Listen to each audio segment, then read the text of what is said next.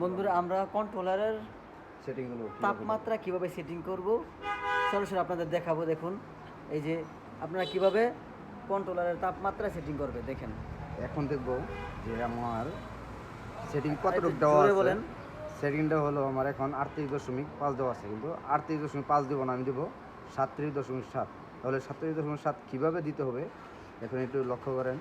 যে আমি প্রথম এটা টিপ দেবো, দেওয়ার পরে টিপটা এভাবে ধরে রাখবো, তখন ফল ফাটতেছে তখন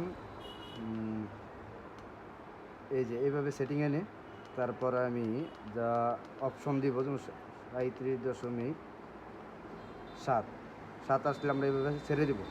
ছেড়ে দেওয়ার পরে অটোমেটিকলি এই যে এখন আমরা সিলেক্ট হয়ে গেছে 37.7। এখন আমরা তাপমাত্রা ডাউন কতটুকু রাখবো দেখতে হবে। যেমন 25.0 আছে, তো 25.0 না, আমরা দিব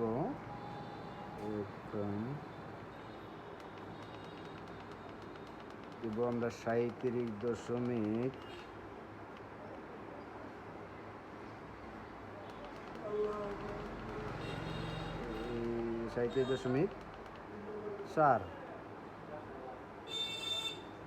দিলাম, এই আমাদের সেটিং ওকে হয়ে গেল 27.4।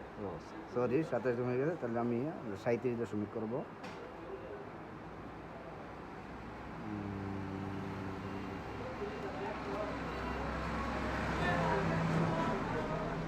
ধরে রাখেন, ধরে রাখেন, হ্যাঁ ধরে রাখেন, ধরে রাখেন। 32, 34, 36, 37 এর কমান বাস এই 37 ওকে। এই যে বন্ধুরা কন্ট্রোলার কীভাবে সেটিং করতে হয় অবশ্যই আপনারা দেখেছেন। ভিডিওটা কেমন লেগেছে অবশ্যই কমেন্টে জানাবেন, আর ভিডিওটা ভালো লাগলে অবশ্যই শেয়ার করে দেবেন।